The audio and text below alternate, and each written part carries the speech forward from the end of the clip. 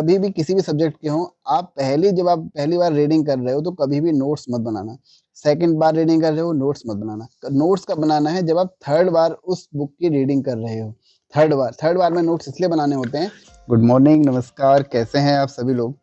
आज हम बात करेंगे कि आपको क्या पढ़ना है और क्या छोड़ना है। ठीक है, सबसे ज़्यादा फोकस हमारा जो रहने वाला है वो ये कि हमको क्या छोड़ना है, क्योंकि सारा अगर हम पढ़ने बैठ गए तो हमारा कोर्स कभी कंप्लीट नहीं होगा, ये मैं आपको गारंटी देता हूँ। ठीक है, तो आपको क्या मेन चीज़ें छोड़नी हैं, उस पे हमारा फोकस रहेगा। सबसे पहले तो देखो हम सिलेबस की मोटी-मोटी बात कर लेते हैं कि मतलब मेन सिलेबस हमारा क्या है। देखो आपका 40 नंबर की आपको क्या आती है, हमारी उत्तराखंड आती है। ठीक है, ये तो सबको पता है। मेन फोकस एक तो हमारा उत्तराखंड पे रहेगा, दूसरा हमारा रहेगा 20 नंबर की जो आती है हमारी हिंदी आती है। तो 20 नंबर की हिंदी और 40 नंबर की उत्तराखंड, पहले हम इसी के ऊपर सबसे पहले बात करेंगे। ठीक है, और आपकी 10 नंबर की आती है मैथ्स और रीजनिंग। मैथ्स तो नाम मात्र की ही आती है, 10 नंबर की आपके ये कहेंगे कि रीजनिंग ही आती है। ठीक है, बाकी बचे हमारे 30 नंबर। ये 30 नंबर बहुत कुछ होता है इसके अंतर्गत। इसके चीज़ आपको क्या छोड़नी है, क्या पढ़नी है, ये भी हम बात करेंगे। सबसे पहले हम बात कर लेते हैं हिंदी को लेकर, जो कि हमारा एक स्कोरिंग सब्जेक्ट रहता है और यकीन मानिए इसी से आपका सिलेक्शन का डिसाइड हो जाता है कि आपका क्या एग्जाम में होने वाला है। देखो उसके पीछे एक फैक्ट तो ये काम करता है कि सबसे पहले एग्जाम में क्या आता है, हमारा हिंदी मिलती है 20 नंबर की। वहीं हमारा मेंटल जो हमको एक बूस्ट मिलता है वहीं से मिलता है कि अगर हमने 20 नंबर की हिंदी में अगर हमारे 15 से 16 क्वेश्चन अगर हमारे ठीक हो जाते हैं तो अब यकीन मानिए कि आपका पेपर अच्छा जाएगा। वो इसलिए जाएगा क्योंकि आपके अंदर दिमाग में एक चीज़ बैठ जाएगी कि यार पेपर इजी आया है, हमको आता है। और जब हम ये चीज़ महसूस कर लेते हैं कि हमको आता है तो हमारा पेपर खुद से अच्छा जाता है। ये क्योंकि एक हमारा कहीं ना कहीं साइकोलॉजी यहाँ पे हमारी बैठती है। बस ये होना चाहिए कि आपने पढ़ाई करी होनी चाहिए, वो तो खैर ठीक ही है। ठीक है, तो बात कर लेते हैं 20 नंबर की सबसे पहले हिंदी के बारे में।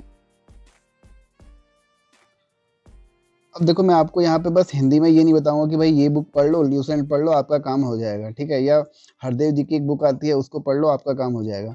आपको मैं ये बताऊंगा कि आपको उसमें क्या पढ़ना है और क्या छोड़ना है, कि जिससे आपका सिलेबस कंप्लीट होगा और आपके अंदर जो कॉन्फिडेंस अगर बूस्ट होगा तो आप बाकी के सब्जेक्ट भी जल्दी जल्दी कंप्लीट कर पाओगे। ठीक है, तो जैसे कि हमारी मैंने बोला आपसे हिंदी आपको पता है 20 नंबर की आती है, उसमें आपको जो मेन फोकस करना है वो इन टॉपिक के ऊपर करना है जिनके अब मैं नाम लेने जा रहा हूँ। देखो हम बात करेंगे सबसे पहले ल्यूसेंट की बुक, आप इसको खत्म कर लो।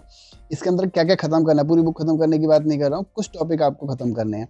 जैसे कि ये बुक आपकी 3 उस पे डिवाइड है। पहला आता है इसके अंतर्गत भाषा खंड आता है, दूसरा आता है हमारा व्याकरण खंड आता है और तीसरा आता है साहित्य खंड। मेरे आपसे कहना ये रहेगा कि आप तीसरे खंड को आप तब कंप्लीट करो जब आप पहले और दूसरे खंड में जो आपको मेन टॉपिक हैं आप उनको पढ़ लो, उसके बाद ही आप तीसरे खंड की तरफ बढ़ो। मैं नॉन हिंदी बैकग्राउंड के बच्चों की बात कर रहा हूँ, जिनकी 12th तक हिंदी रही है या 12th तक हिंदी नहीं रही है उनके लिए। ठीक है, बाकी जिनकी हिंदी रही है उनके लिए तो खैर अच्छी चीज़ है, खैर ये उनको तो खैर वो अच्छे खासे मार्क्स ले ही आते हैं। नॉन हिंदी बैकग्राउंड की हम यहाँ पे बात कर रहे हैं। देखो पहला हमारा इसके अंतर्गत जो आता है आपको खत्म करना है भाषा खंड के अंतर्गत। ये आपको पूरा चैप्टर अच्छे से पढ़ना है और बहुत अच्छे इसमें आपको ध्यान देना है। इसके जो क्वेश्चन आंसर वगैरह हैं वो भी आपको देखने हैं। मतलब ये चैप्टर आपको डिटेल में पढ़ना है, क्योंकि यहाँ से हमने देखा है कि क्वेश्चन हमारे अच्छे खासे यहाँ से हमारे क्वेश्चन बन जाते हैं। और एक तो अनुच्छेद ही आता है, आपको आपने देखा होगा स्टेनो के एग्जाम में भी एक अनुच्छेद आया था, काफ़ी एग्जामों में कि हिंदी हमारे संविधान में कौन से अनुच्छेद के अंतर्गत भाषा का विकास है, हिंदी से रिलेटेड जो अनुच्छेद होते हैं वो हमारे एग्जाम में यहाँ पे पूछे जाते हैं। तो आपको वो टॉपिक अच्छे से देख लेना है, यानी कि ये चैप्टर आपको देखना है। सेकंड आता है हमारा व्याकरण खंड, सेकंड पार्ट हमारा व्याकरण खंड आता है इसके अंदर। ल्यूसेंट बुक की मैं यहाँ पे बात कर रहा हूँ। तो इसके अंतर्गत आपको कुछ ही चैप्टर देखने हैं, सारे चैप्टर नहीं देखने। आपको वो तब देखने हैं जब आपको लगता है कि यार हाँ हिंदी में मेरे इतने चैप्टर अब कंप्लीट हो चुके हैं, मेरा एक पूरा सिलेबस कंप्लीट हो चुका है। उसके बाद अब मैं इन टॉपिक की तरफ आगे बढ़ता हूँ। तो पहला आपको देखो इसमें वर्णमाला करनी ही करनी है। थर्ड चैप्टर इसके अंतर्गत आता है वर्तनी, वो आपको करनी ही करनी है। वर्तनी में क्या करना है आपको, बस एक बार रीडिंग करनी है ना, कि कौन सा सब्जेक्ट कौन सा हमारा जो शब्द है वो उसकी वर्तनी शुद्ध है या शुद्ध। देखो अधिक इसमें भी ट्रिक है। वैसे मैंने आपको चैप्टर जब बताया था क्विज, आई थिंक उसमें भी मैंने आपको ट्रिक वगैरह बताई हैं, आप एक बार उसको जाके देख लेना। मैंने हिंदी की यहाँ पे इसी चैनल पर एक प्लेलिस्ट बनाई है, आप उसको खत्म कर लो। बस एक बार जल्दी से 7-8 चैप्टर हैं उसको खत्म कर लो। आप देखो कॉन्फिडेंस आपका किस लेवल पे बूस्ट होता है। ठीक है, आपके 20 में से मैं गारंटी देता हूँ कि आपके 15 से 16 नंबर आएंगे ही आएंगे। ठीक है, तो हम बात करते हैं उसके बाद सिलेबस में और क्या दिया है। हमारा 4th चैप्टर आता है हमारा संधि, ये आपको पढ़ना ही पढ़ना है। ठीक है, 5th उपसर्ग प्रत्यय, ये आप अगर आपको सिर्फ बेसिक नॉलेज है कि उपसर्ग क्या होता है, प्रत्यय क्या है, चैप्टर छोड़ दो, मत पढ़ो, उस चैप्टर को रहने दो। फिर आता है हमारा समास।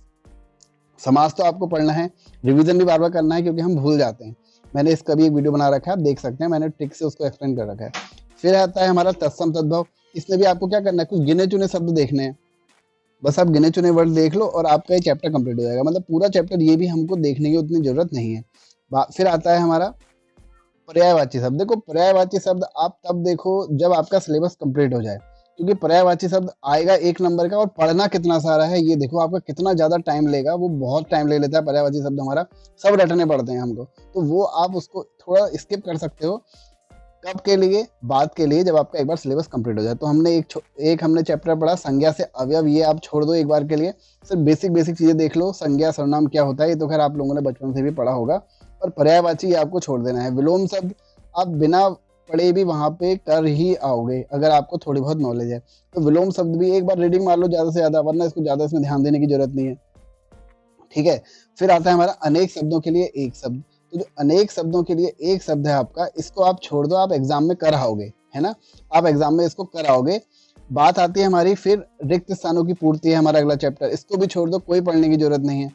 फिर आता है हमारा इसके अंतर्गत व्याकरण के अंतर्गत हमारा एक था वर्ण विचार, वो हमने देखा, उसके अंतर्गत वर्णमाला, वर्तनी और संधि था। फिर बी आता है शब्द विचार। शब्द विचार के अंतर्गत हमने क्या पढ़ना था, मेन समास पढ़ना था। समास के बाद हमने पढ़ना था, बस इसमें एक तत्सम तद्भव है, उसके बाद आप इसको छोड़ सकते हो, ठीक है। फिर आता है हमारा सी वाक्य विचार। यहाँ से आपको 2-3 टॉपिक देखने हैं। वाक्य विचार यानी कि सिंटैक्स इसको बोला जाता है। उसके अंतर्गत आपको क्या देखना है, एक जो इसमें चैप्टर दिया है वाक्य भेद विराम चिन्ह, इसको आप छोड़ सकते हो, कोई इसमें ज्यादा आपको मेहनत करने की जरूरत नहीं है, ये सिर्फ टाइम लेगा आपका। वाक्य शुद्धि, इसको भी छोड़ दो, वाक्य शुद्धि अधिकतर हमारे सही हम एग्जाम में कर ही आते हैं, है ना, तो ये आपको पढ़ने की जरूरत नहीं है। मुहावरे छोड़ दो, मुहावरे पढ़ने की जरूरत नहीं है, मुहावरे आप एग्जाम में कराओगे। अगर आपकी बहुत वीक है हिंदी तब इन चीजों को पढ़ने की जरूरत है, लेकिन आप एवरेज स्टूडेंट हैं अगर, तो हिंदी को आप मतलब इस मुहावरे को आप छोड़ सकते हैं, क्योंकि मुहावरे हमारे ज्यादा टफ नहीं आते हैं एग्जाम में। फिर आती है हमारी लोकोक्ति कहावतें, इसको भी आप छोड़ सकते हो। अब आपको जो मेन ध्यान देना है आपका वो है हमारा छंद विचार के अंतर्गत, ये आपका डी है, इसके अंतर्गत छंद विचार आपको अच्छे से पढ़ना है। यहाँ से आप अगर आपने नहीं पढ़ा है तो आप एग्जाम में गलत करके ही आओगे और आपके नंबर, आपके ये स्कोरिंग होता है हमारा यहाँ से। इसके अंतर्गत आपको पढ़ना है, एक तो रस पढ़ना है, कुछ नहीं है रस में, बस जो रस दिए होते हैं उनको एक बार रीडिंग कर लो कि किसके अंतर्गत कौन सा हमारा भाव आता है, जो भी है वो एक बार पढ़ लो, आपका हो जाएगा। छंद आपको अच्छे से देखना है क्योंकि छंद हमारा स्कोरिंग होता है और छंद में हम गलती करते हैं, तो छंद आपको पढ़ना है और एग्जाम में आता है। एक चैप्टर है, 1 नंबर है, क्या दिक्कत है पढ़ने में, पढ़ लो। बात आती है फिर अलंकार, ये भी आपको पढ़ना है, यानी कि यहाँ से आपको 3 चैप्टर पढ़ना है, यानी कि छंद विचार जो हमारा चैप्टर आता है ये हमारा इंपॉर्टेंट है। यहाँ से रस, छंद और अलंकार, ये 3 टॉपिक आपको पढ़ने हैं। इसमें से गिने चुने टॉपिक है जो मैं आपको एक बार बता दूं, अच्छे से दोबारा रिवीजन करा दूं। एक है वर्णमाला, समास, रस, वर्तनी, अलंकार, संधि और तत्सम तद्भव, ठीक है। रस, छंद, अलंकार ये तो है ही है, तो ये आपको पढ़ना है बस हिंदी से। बाकी चीजें जो ड्यूसेंट की बुक में या किसी और बुक में है उनको आप छोड़ सकते हो। कब पढ़ोगे उनको, जब आपको लगता है कि आपका सिलेबस कंप्लीट हो चुका है पूरा, और जो आपका मोटा मोटा अगर सिलेबस कंप्लीट हो गया और आप एग्जाम में कम से कम एग्जाम में बैठने के लिए आप एलिजिबल तो हो गए हो, तब आप इन चीजों को शुरू कर सकते हो, है ना। अगर आप पहले ही आप सोचोगे कि मैं एक सब्जेक्ट पढ़ लूंगा और उसके बाद बाकी सब्जेक्ट आपके अगर रह जाते हैं, तो आपका एग्जाम में बैठने का कोई वैसे ही मतलब नहीं होता। नए बच्चों के लिए है, पुराने बच्चे तो जो ये चीजें जो अगर आपने पढ़नी है तो आप उनको दोबारा स्टार्ट कर सकते हो नई चीजों को। फिर हमारा जो सेकंड टॉपिक आता है वो आता है हमारा उत्तराखंड। देखो उत्तराखंड आपको जो पढ़ना है वो आपको मैं सबसे पहले तो कहूँगा, आपको एक बहुत अच्छी बुक है, सभी को पता है इसके बारे में, परीक्षा वाणी पढ़नी ही पढ़नी है। कोई कुछ भी कहे, कोई कुछ भी कहे कि यार अब परीक्षा वाणी से क्वेश्चन नहीं आ रहे हैं, भैया आप उसे इग्नोर करो, रहने दो, नहीं आ रहे हैं कोई बात नहीं, लेकिन हम परीक्षा वाणी पढ़ेंगे, ये आप मन में ठान के चलो। परीक्षा वाणी आपको पढ़नी ही पढ़नी है, परीक्षा वाणी आपको खत्म करनी ही करनी है। लेकिन परीक्षा वाणी आपको खत्म कैसे करनी है, क्योंकि परीक्षा वाणी आपकी खत्म होगी नहीं, सालों लगा दोगे, खत्म ही नहीं होने वाली बुक है वो, है ना। उसमें इतना कुछ है, आपको वो पढ़ने का आपको तरीका आना चाहिए परीक्षा वाणी को पढ़ने का। देखो परीक्षा वाणी को पढ़ने का सबसे बेस्ट तरीका जो मेरी नज़र में है वो ये है कि आपको जो परीक्षा वाणी के जो बाद चैप्टर के लास्ट में जो क्विज नहीं दिए रहते हैं क्वेश्चन आंसर, सबसे पहले आप उसको खत्म करो, चैप्टर बाद में पढ़ना। पहले मैं इसलिए कह रहा हूँ क्योंकि आपको जब आप क्वेश्चन देखोगे ना कि यार अरे क्वेश्चन तो ऐसा पूछा जाता है एग्जाम में, तब आप जब पढ़ाई की, आप जब रीडिंग करोगे ना, पूरे एक लाइन करके जब आप रीडिंग करोगे तो आपकी समझ में आ जाएगा कि यार मुझको क्या पढ़ना है और क्या छोड़ना है। सबसे मेन आपका एग्जाम में पास होने का फंडा यही है कि आपको बस ये पता होना चाहिए कि क्या पढ़ना है और क्या छोड़ना है। और वो आपको तरीका कैसे आएगा, जब आप एक एक क्या करोगे, आप सारे के सारे क्वेश्चन आप देख लोगे कि यार ये ऐसे क्वेश्चन एग्जाम में पूछे हैं ना, तो आपकी पढ़ाई भी उसी हिसाब से आप रहेगी। और जब भी आप नोट्स बनाओ, भले ही वो किसी भी बुक के हों, कभी भी किसी भी सब्जेक्ट के हों, जब आप पहली बार रीडिंग कर रहे हो तो कभी भी नोट्स मत बनाना। सेकंड बार रीडिंग कर रहे हो, नोट्स मत बनाना। नोट्स कब बनाना है, जब आप थर्ड बार उस बुक की रीडिंग कर रहे हो। थर्ड बार में नोट्स इसलिए बनाने होते हैं क्योंकि हमको फिर तब तक हमको पता लग जाता है कि हम कौन सी चीज़ें भूल रहे हैं, है ना। और नोट्स में हमारा क्या होना चाहिए, जो चीज़ें सिर्फ हम भूल रहे हैं, सिर्फ हम जो भूल रहे हैं बस हमारे नोट्स में वो होना चाहिए। ये नहीं कि हमने भारत की राजधानी कहाँ है, हमने कहा दिल्ली, यार ये चीज़ें, ऐसी चीज़ें जो बेसिक चीज़ें होती हैं, लिखने का कोई मतलब नहीं होता एग्जाम में, है ना। या उत्तराखंड से रिलेटेड ऐसे क्वेश्चन जो आपको पता है यार कि टिक करते ही आप देखते ही टिक कर दोगे, वो क्वेश्चन हमको नोट्स में बनाने की जरूरत नहीं होती। हमको नोट्स में कौन से क्वेश्चन बनाने की जरूरत होती है, पॉइंट जो हम बार बार भूलते हैं। क्योंकि जब हम रीडिंग करेंगे, अगर हमने बहुत कुछ लिख लिया है एग्जाम में, तो आप क्या करोगे, रिवीजन उतना नहीं कर पाओगे। तो रिवीजन जो अगर आपको शॉर्ट टाइम में करना है और अच्छे से रिवीजन करना है, क्योंकि आपको वो जो आपने पॉइंट बनाए हैं ना, वो आपको कम से कम 10 से 12 बार रिवीजन करना है भाई उनका, तभी तो आपके दिमाग में वो छप जाएंगे। क्योंकि आप ऑलरेडी आप उन चीज़ों को भूल रहे हो। तो नोट्स बनाने का तरीका तो यही है कि तीसरी बार में जब आप रीडिंग करो तब आप नोट्स बनाओ, ठीक है, थर्ड टाइम में। और आपको सिर्फ नोट्स में वो लिखना है जो चीज़ें आप भूल जाते हो, तभी आपके नोट्स क्या बनेंगे, काफ़ी शॉर्ट बनेंगे और आप उनको एग्ज़ाम के टाइम पर आप उनको रिवीजन कर पाओगे। और परीक्षा वाली बुक में आपको सबसे पहले आपको ये पढ़ना है, यानी कि पहला चैप्टर आपको कंप्लीट करना है, जो कि सारांश है सबका। बस आपको वो कंप्लीट कर लेना है सबसे पहले।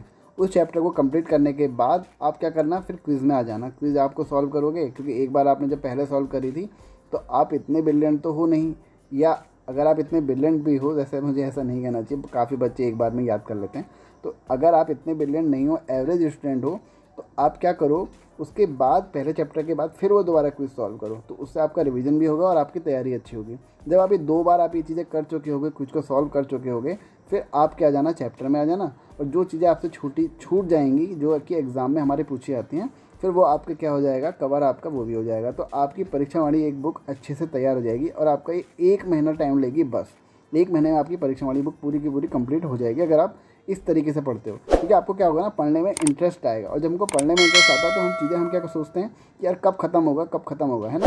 तब जब हमें इंटरेस्ट होगा तो हम उसको क्या करते हैं, कंप्लीट करने की हमारे अंदर होड़ मची रहती है, और जब हमारे अंदर होड़ मची रहती है तो वो हमारी चीज़ क्या हो जाती है, जल्दी कवर हो जाती है।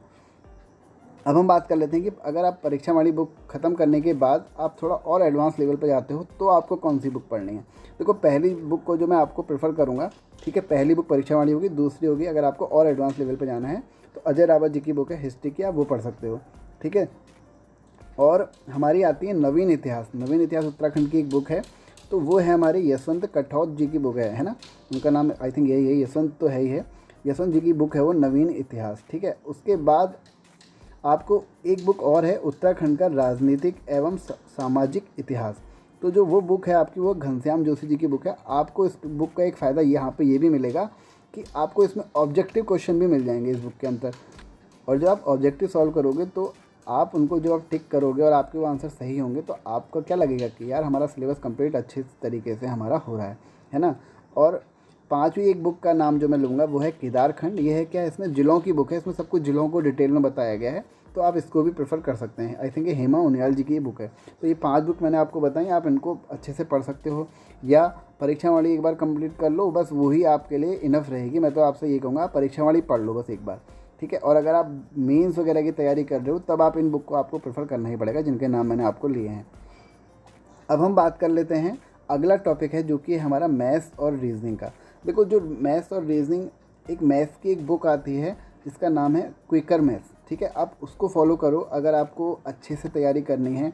आपका जो यूके पीएससी का जो प्रीलिम्स आता है, या आपका वनडे के जो एग्ज़ाम आते हैं, उनमें जो मैथ्स आती है, ट्रिकी आपके जो क्वेश्चन हैं, वो क्विकर मैथ्स से आपके आसानी से सॉल्व हो जाएंगे, ठीक है। क्विकर मैथ्स हमारी एक बुक है। और रीजनिंग के लिए जो मैं आपको एक बुक बता रहा हूँ, वो आपने नाम सुना ही होगा, एस चंद की बुक है, और डॉक्टर RS अग्रवाल जी की बुक है, ठीक है। नॉन वर्बल एंड वर्बल करके बुक है, आप इसको पढ़ सकते हो। आपकी रीजनिंग इससे कंप्लीट हो जाएगी, ठीक है। मेन हमारा 2 टॉपिक थे, एक था उत्तराखंड और एक था हमारा हिंदी, वो मैंने आपको बता दिया आपको कैसे पढ़ना है। और अब मैं आपको बताने वाला हूँ 4th जो आपका टॉपिक आता है वो है हमारा GK। उसमें देखो करंट भी पूछी जाती है। करंट तो आपको खैर रोज़ आपको डेली एक बार जो भी करंट आते हैं वो अगर आप पढ़ सकते हो तो पढ़ लो, कोई भी वेबसाइट उठा के देख लो, इतनी सारी वेबसाइट है हमारी पढ़ने वाली, उनसे उठा के पढ़ लो उसको। और हमारा क्या है, अब आती है हमारी GK की बारी। तो GK जो है हमारा, आपको सबसे पहले अगर आपने ल्यूसेंट का नाम तो सुना ही होगा, तो ल्यूसेंट GK पढ़ लो। ल्यूसेंट GK अगर आप वनडे एग्ज़ाम की तैयारी कर रहे हो, मैं तब की बात कर रहा हूँ। ल्यूसेंट GK पढ़ने के बाद अगर वो आपकी कंप्लीट हो जाती है, वैसे तो वो कंप्लीट बच्चों की होती ही नहीं है क्योंकि उसमें इतना कुछ है, बहुत कुछ है उस बुक के अंदर। तो आप क्या करो, उसको जो जो चैप्टर आप कंप्लीट कर रहे हो साथ में एक ल्यूसेंट के ऑब्जेक्टिव खरीद लो और उससे टिक करते हुए चलो, है ना। तो आपका क्या होगा, एक कॉन्फिडेंस लेवल बूस्ट होगा कि आपको यार इतना चैप्टर आपके कंप्लीट हो चुके हैं, है ना। और अगर आप देखो, हाँ, ल्यूसेंट के अंतर्गत पढ़ने का भी एक तरीका है। देखो मेरा तो मानना ये है कि आपको जो मेन फोकस करना है, अगर हम हिस्ट्री की बात करें तो आप भले ही किसी भी बुक से पढ़ो, ल्यूसेंट से पढ़ो या हमारी एक स्पेक्ट्रम बुक आती है आधुनिक भारत का इतिहास करके, आप उसको अगर पढ़ते हो तो आपको उसमें जहाँ से गांधी जी के आंदोलन स्टार्ट होते हैं, है ना, यानी कि 1885 से बाद की बात मैं कर रहा हूँ जहाँ से कांग्रेस हमारी बन जाती है, तो 1885 से लेके 1947 तक ये टॉपिक जो ये आपका टाइम पीरियड है, ये आपको बहुत डिटेल में पढ़ना है और अच्छे से पढ़ना है कि यहाँ से हमारा कोई भी क्वेश्चन आए तो आपको वो सॉल्व करना ही करना है। बाकी आपका जो आता है हमारा फिर जो मध्यकालीन इतिहास है, उससे थोड़े क्वेश्चन हमारे देखे गए हैं कि थोड़े कम पूछे जाते हैं, तो आप उसको ल्यूसेंट से पढ़ सकते हो।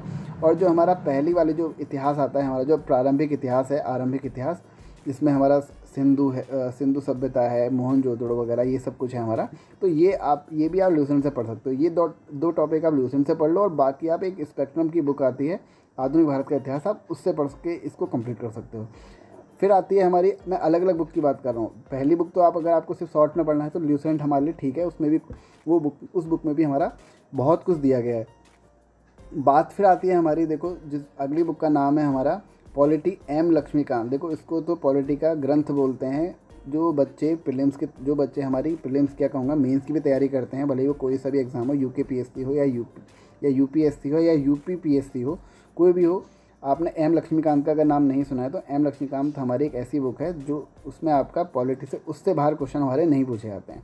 थोड़ी मोटी बुक है लेकिन आपको वो पढ़नी है ना, अगर आप वनडे एग्ज़ाम को छोड़ के दूसरी बुक की तैयारी कर रहे हैं तो सॉरी, तो वो बुक आपकी एक अच्छी खासी बुक है, आप उससे पढ़ाई करो। M लक्ष्मीकांत की बुक है, उसको भी पढ़ने का तरीका है, पहले आप चलो वो सारी बातें हम डिटेल में कभी बाद में करेंगे। अगर क्या कहते हैं, अगर आप लोग कमेंट करोगे कि सर पॉलिटी कैसे पढ़नी है, लक्ष्मीकांत कैसे पढ़नी है, तो उसकी बात हम बाद में करेंगे। फ़िलहाल तो मैंने जो आपको बताया वो तरीका फॉलो करो तो आपका सिलेबस जल्दी कंप्लीट होगा। सारी चीज़ें नहीं पढ़नी है, आपको सिलेबस में देखते हुए चलना है कि यार क्या छोड़ना है और क्या पढ़ना है। अच्छा, अगर आपका बाई चांस सिलेक्शन हो जाता है, आपने चीज़ नोटिस करी होगी, नोटिफिकेशन में दिया है कि तो आपको 1 साल के आपको अपने खर्चे पे क्या करनी है, ट्रेनिंग करनी है। तो कोई बड़ी बात तो है नहीं, आप इतने साल भी तो आप अपने खर्चे पे ही रह रहे हो ना, तो 1 साल और सही। तो बस मिलते हैं अगले वीडियो में अगले इन्फॉर्मेशन के साथ, तब तक के लिए धन्यवाद।